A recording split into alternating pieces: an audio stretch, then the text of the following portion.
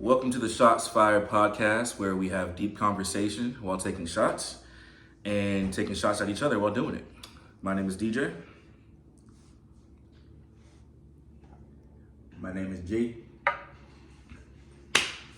And today's episode is the Dangerous Man episode. Right here, I have a very capable and dangerous man next to me. We're going to be talking about, why men want to feel dangerous.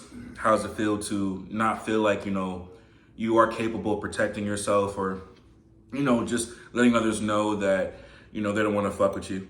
And what it felt like to not be dangerous, then becoming dangerous, and then realizing like, oh man, like I'm a capable dude. So without further ado, first question, before, actually, if you don't mind telling the people, what makes you dangerous? I wouldn't say it's not about what makes me dangerous. It's about why everything can make me dangerous. It's all about mindset. There's always that one thing or something that'll always trigger you to make you want to go an extra step to defend yourself. But a lot of the times, you have to be in this society. You have to learn how to control that. So, guys like myself, I needed that type of discipline to learn how to control it. So, I went into the military, United States Marine Corps. Hoorah. So one, he's a Marine. That's a pretty high tier of being a dangerous man. So, that, and then you mentioned discipline, you mentioned everything that, they've taught you between, being able to take someone out and being disciplined enough to not go that far when it's not necessary. Oh yeah, definitely. They definitely taught us how to create the cap that you will need to have a certain level of aggression, depending on the situation, because situation will dictate, I don't think you're gonna have to, grab somebody by the throat, and drag them out to the store just because he dropped the Polly Pocket and started to litter. You stepped on my shoe. Yeah, you're right. We were now in Mortal Kombat. It doesn't need to be like that. It doesn't even have to go that far, but the most dangerous men that I have known throughout life were not the loudest ones in the room. These guys were the very quiet ones and the ones actually watching the room, because you never know what they are going to do. So that's some deep shit. I'm gonna say shots fired. I'm gonna take a shot. You can take one with me if you want, because they say the loudest people are often like the weakest.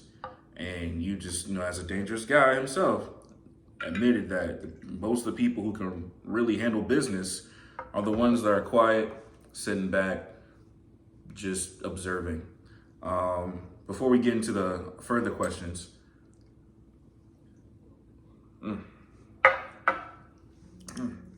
gotta finish it.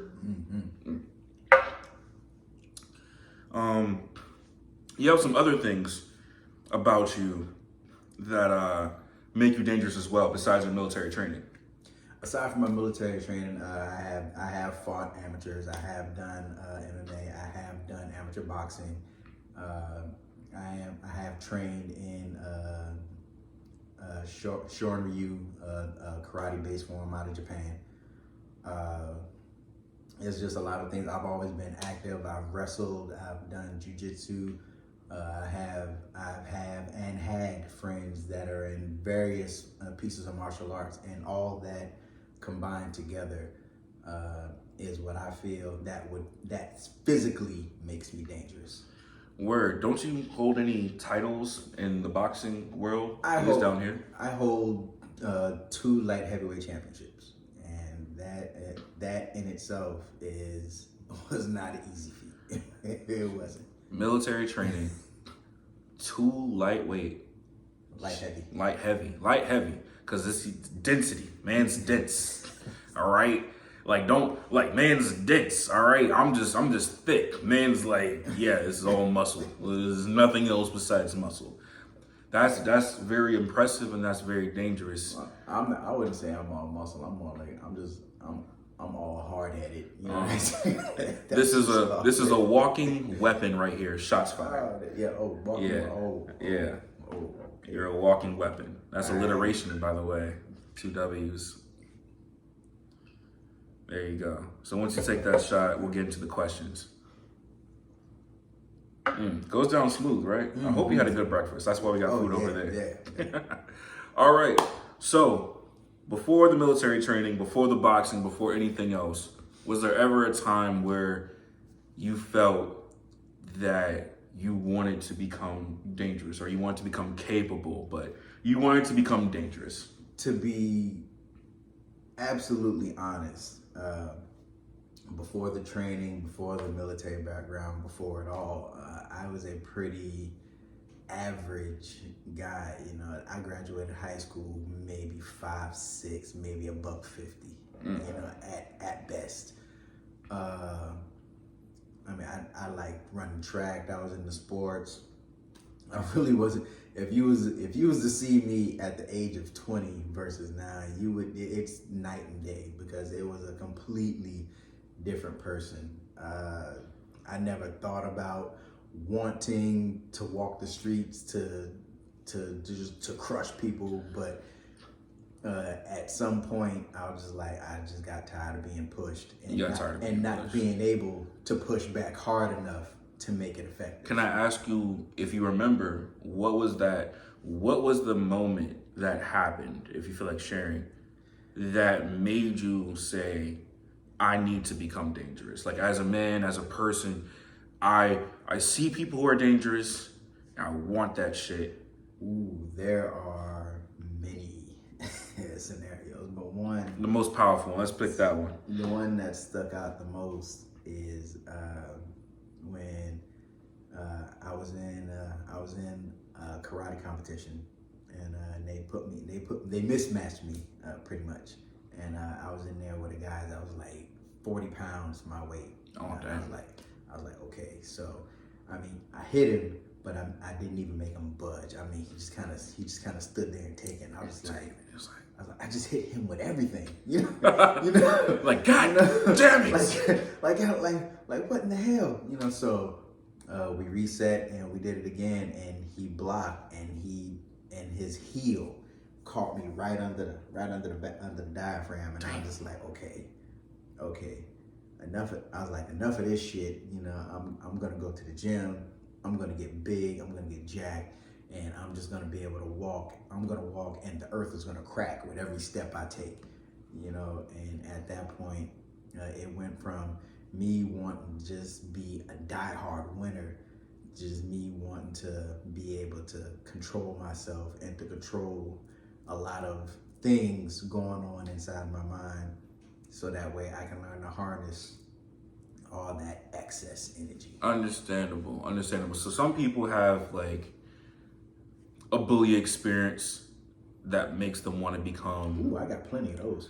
You know, but there's like a defining moment, like we see it all the time, like you're getting bullied and you stand up for yourself, or you change, whatever. But I feel like in the more, or the less aggressive moments, there's a certain moment when a man's faced with a challenge that either breaks him down or defines him. And it wasn't the person that you were matched up with, this is how I see it, but it was the kick. Yeah. It was the feeling you felt between, I'm looking at a mountain and they expect me to crush it, and I'm just like, I am not prepared for this. Yeah. And I'm glad you brought up mountain, because speaking of mountains, I had a shirt made, and a buddy of mine had a shirt made for me. They call it Trap Mountain because I got big traps going across my shoulders. He has tattoos. And dangerous men have tattoos. They made me this shirt. Shots fired. I'm gonna take a shot to myself because I have a tattoo, but I'm not dangerous yet.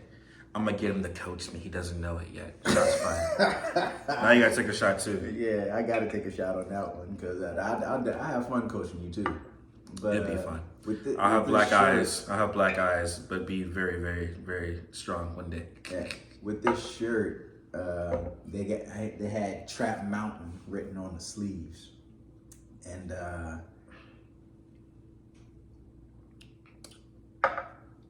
And what it kind of resembles to me is how high are you willing to go to make yourself dangerous but trustworthy? How far are you willing to go to be a monster but still be tame? That takes a lot of Because there's the old adage, the wolf sitting on top of the hill is never as hungry as the wolf coming up the hill. I beg to differ, because me being that wolf on the top of the hill, and I see these other wolves coming to the top. Yeah, I gotta stay. All I say for them is let them come, and I will show them why I'm at the top of the hill. This is my hill. That is, oh damn, that's so beautiful. Because there's so many, I don't know the word, but there's so many metaphors and this and that of like, I don't know the military jargon, but there's devil dogs. I've heard of that term. Yeah, devil dog, Teufelhunden, we all got that, fighting the Germans, and the Germans were just like, what in the absolute hell? Like, the fuck. We were pretty much outgunned, like 9-1.